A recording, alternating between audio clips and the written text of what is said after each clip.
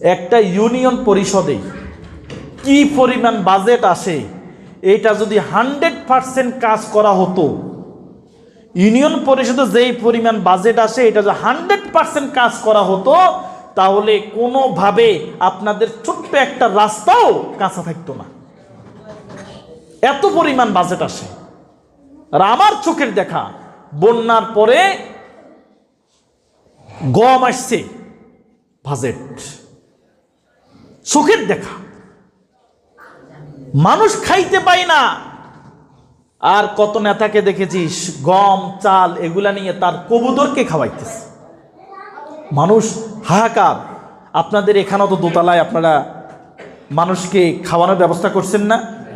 কত কষ্টে ছিল না মানুষ, আর তারা তাদের এগুলা নিয়ে কবুতরকে খাওয়াইছে, মানুষের জন্য পাঠানো জিনিস।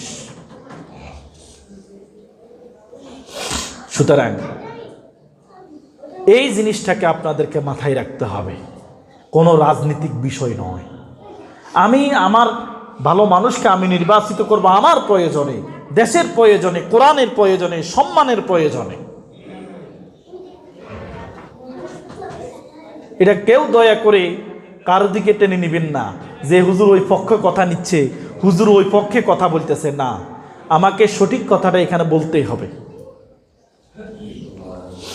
সম্মানিত উপস্থিতি, আল্লাহ রাব্বুল আলামিন কুরআনুল কারীমের ২৭ নম্বর আয়াত, সূরা আনফালের ২৭ নম্বর আয়াতে বলেছেন, ইয়া আইয়ুহাল্লাযীনা আমানু লা তাখুনুল্লাহ ওয়ার রাসূলা ওয়া তাখুনু আমানাতিকুম ওয়া আনতুম তা'লামুন। হে ঈমানদারেরা, আমরা কি সবাই ঈমানদার? আমরা সবাই মুমিন কিনা বলেন তো?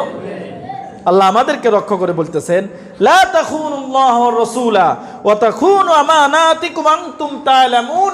আল্লাহ এবং তার রাসূলের পক্ষ থেকে যে আমানতটা তোমাদের কাছে রাখা হয়েছে, সে আমানতের সঠিক এবং যথাযথ ব্যবহার করতে হবে। আর যদি তোমরা এটা না করো, মনে রেখো সূরা আনফালের ৭১ নম্বর আয়াত আল্লাহ হুঁশিয়ার উচ্চারণ করে বলেছেন, وَإِنْ يُرِيدُوا خِيَانَتَكَ فَقَدْ خَانُوا اللَّهَ مِنْ قَبْلُ فَأَمْكَنَ مِنْهُمْ। আল্লাহ রাব্বুল আলামিন তোমাদের জন্য যে নসিহা করেছেন, তোমাদের জন্য যে আমানত দিয়েছেন, সে আমানত যদি তোমরা সঠিকভাবে ব্যবহার না করো, তোমরা সে আমানত যদি যথাযথ জায়গায় ব্যবহার না করো, যাকে ব্যবহার করা দরকার তা না করো, ফাকাদ খানুল্লাহ মিন ক্বাবলু ফাআমকানা মিনহুম আল্লাহু আলিমুন হাকীম। তোমাদের পূর্বেও অনেক জাতি এমন ছিল যারা আমানতের সঠিক ব্যবহার করে নাই।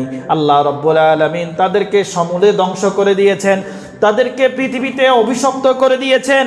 ওয়াল্লাহু আলিমুন হাকীম। মনে রেখো, তোমার অন্তরে কি আছে সবকিছু কে জানে? আল্লাহ জানে। আপনার ভোট আপনি দিবেন, ভালো মানুষকে দিবেন, কল্যাণকর কাজে যাকে পাবেন তাকে দিবেন, এবং মনে রাখবেন যার সাথে মানুষ মিশতে পারে, যাকে মানুষ দুঃখের কথাগুলো বলতে পারবে, যিনি আপনাকে সকল হকগুলো আপনার কাছে পৌঁছে দিতে পারবে, এমন মানুষের পক্ষে থাকতে হবে। সর্বশেষ বলবো, আমরা যাতে করে নিজের আমানতটা নিজে রাখতে পারি। আমার হাতটা আমার কাছে আমানত, আমার মুখটা আমার কাছে আমানত, আমার কলিজাটা আমার কাছে আমানত, আমার কোরআনটা আমার কাছে আমানত। সকল আমানত যাতে করে আমরা সঠিক খাতে ব্যবহার করতে পারি।